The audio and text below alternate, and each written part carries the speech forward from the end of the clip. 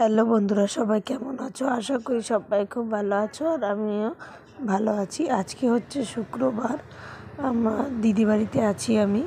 তো দিদি বাড়ি বেড়াতে গেছি, তো ভাবলাম তোমাদের সঙ্গে একটু ভিডিওটা শেয়ার করি। তো দেখতে পাচ্ছ আমরা দুজনা মিলে, আমার দিদি আমি সবাই মিলে রেডি হয়ে বেরিয়ে গেছি। বাবু আর হচ্ছে দিদি বিড়ি বাঁধে, তো বিড়ির কারখানায় যাব। তো আমিও এই কারখানায় বিড়ি বাঁধতাম, তার জন্য ভাবলাম তোমাদের সঙ্গে একটু শেয়ার করি। আর এই দেখো সোহিনী আমি আর এই রাস্তা দিয়ে যাচ্ছি, সামনে পাকা রোড, মানে আমার যে দিদির বাড়ি পুরো রোডের পাশে। তো ও যেখানে বিড়ি বাঁধে বেশিটা দূর না, 10 মিনিটের রাস্তা। তো ভাবলাম চলো হেঁটে হেঁটে যাই। আর দেখতে পাচ্ছ এটা হচ্ছে বিড়ির কারখানা, মানে অনেক কারিগর, কি বলবো। হ্যাঁ, মানে সারাদিন এরকম ভিড় হয় আর প্রচণ্ড লোক। মানে আমি বিড়ি বেঁধেছি তো কি বলবো, এই দেখো 3জনা বিড়ি নেয়।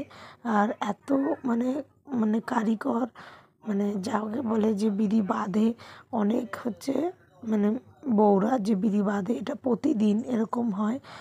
তো আজকে আমিও ভাবলাম তো একটু তোমাদের সঙ্গে ভিডিওটা শেয়ার করি। ওই দেখো আমার দিদি, তো বিড়ি টিড়ি দিয়ে আমার দিদি চলে এসেছি রাস্তায়।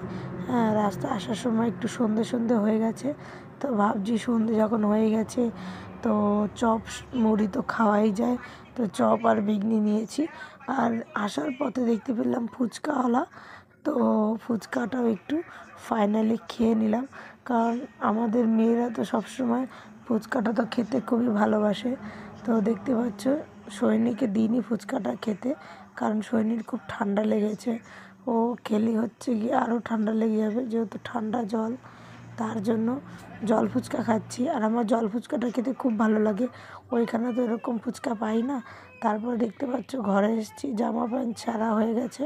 তারপরে দেখো বাবু খাচ্ছে স্যান্ডউইচ, আমরা খেয়েছি মানে চপ এনেছি, চপ টপ এনে খাওয়া দাওয়া হয়েছে। এই দেখো, তো সন্ধেবেলা টিফিন করছি। কেমন লাগলো ভিডিওটা কমেন্ট করে জানাবে।